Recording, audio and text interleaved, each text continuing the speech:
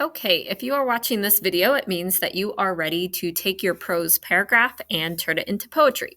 So, first of all, there are two requirements that you need to be aware of. The first is that your poem can only be 42 lines long. So, anything longer than that, you will have to cut some pieces. And second of all, each line can only be 50 characters. And make sure that you understand that a character is not a word, a character is a letter or a space. So, there's an easy way to check character counts in Google Docs. So if I go back over to my prose paragraph from yesterday, remember this is the one that I showed you in class and that we looked at. Notice that my poetry techniques are highlighted throughout the piece.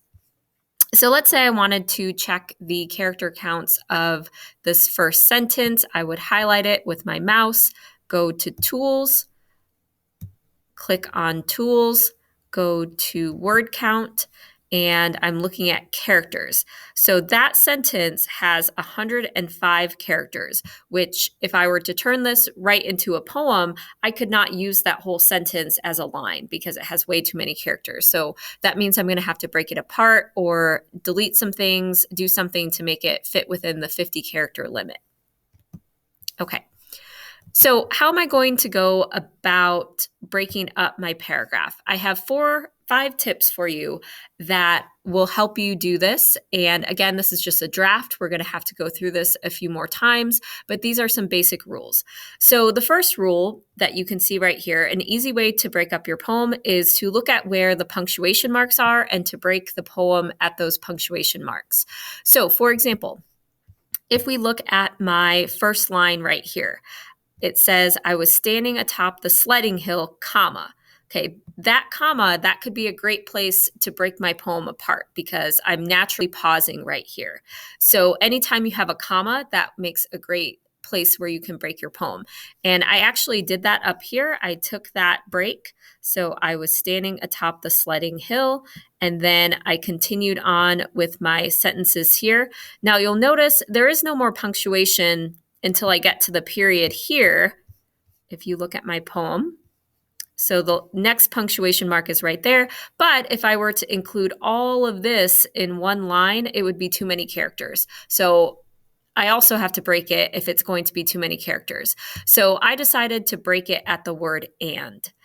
Sometimes those small words like and or, anything like that, those are good places to break your poem as well. So if you look at my poem now, it says, I was standing atop the sledding hill. That's one line. Bundled in a puffy pink coat. Second line. And snow pants like the Michelin Man. Third line. Okay, so I took one sentence and broke it into 3 lines. The second technique that works pretty well when you're thinking about where you should break your poem into different lines. Remember that words or phrases on lines by themselves indicate emphasis. So any words that you put by themselves are going to stand out from the rest of the poem. So if you want to emphasize something, you really want to make that word stand out, put it on a line by itself. So I'll show you an example of where I did that in my poem. So up here in the next couple of lines, it was recess time on a cold. So I broke it at the comma, but maybe I want to emphasize that the weather is very crisp. It's very brisk outside. I can put that word on a line by itself, and then I can continue on right here. If you look at some of my shorter lines, those are phrases I might be choosing to emphasize. So phrases like the bright sun, the hill, bump in the middle, nervously, like rockets. Okay, the shorter your sentences are, the punchier they're going to sound and the more emphasis it tends to put on those. So as you're breaking your poem apart, think about which words or phrases do I want to emphasize, put them on a line by themselves. All right, tip number 3 is to delete unnecessary words or phrases. So with poetry, you only have a limited amount of words that you can use. So sometimes you're going to have to cut things that are not necessary to really tell the story of your poem. So here's an example of that.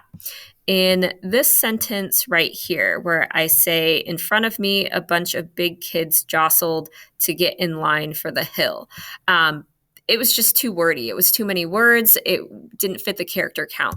So what I ended up cutting is this whole first part right here. In front of me, a bunch of big kids, or maybe in front of me, a bunch of. Let me see what I did up here. Yeah.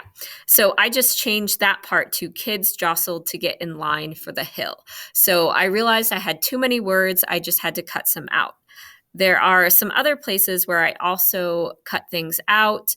I think this part about the steep drop off between two tall pine trees. I think I ended up cutting this part at the end, the part that says that would send you flying high into the air.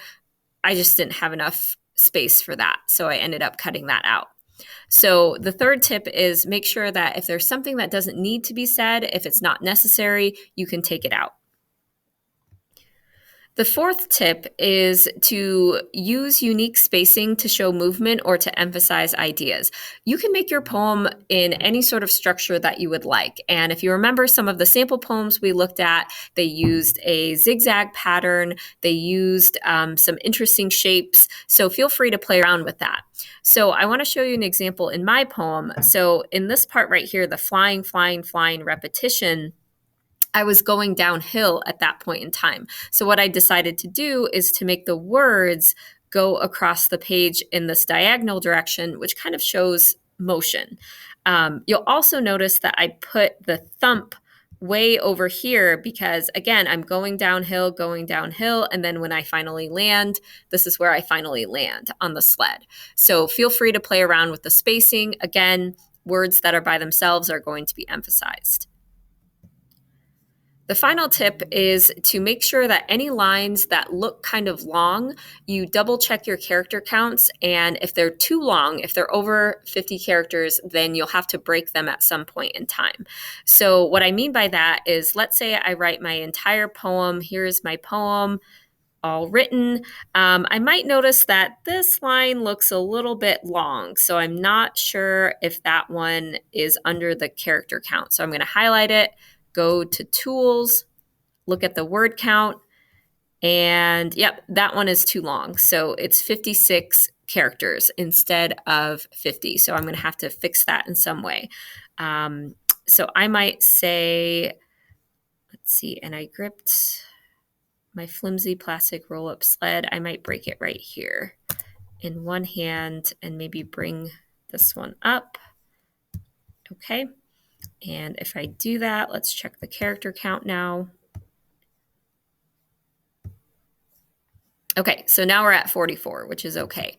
So anytime you have a super long sentence, like again, this one looks kind of long. Let me go to tools, word count. Okay, also that one is also 56 characters, so too long. I might break it right here. And then I could keep it this way, or maybe I bring this one up like that. Okay, and that's a little bit shorter. So the fourth tip is to really make sure that you check and make sure that any long lines are within the character limit. So here's the end result, what I have so far. This was my original piece, my paragraph with the poetry techniques highlighted, and here is the end result. So you can see that it really looks more like a poem now.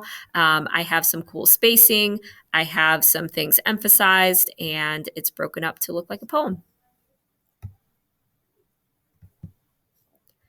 All right, so if you have any questions, let me know. But if you are done with your prose paragraph, your goal for today is to start playing around with this and see if you can take your prose and turn it into a poem.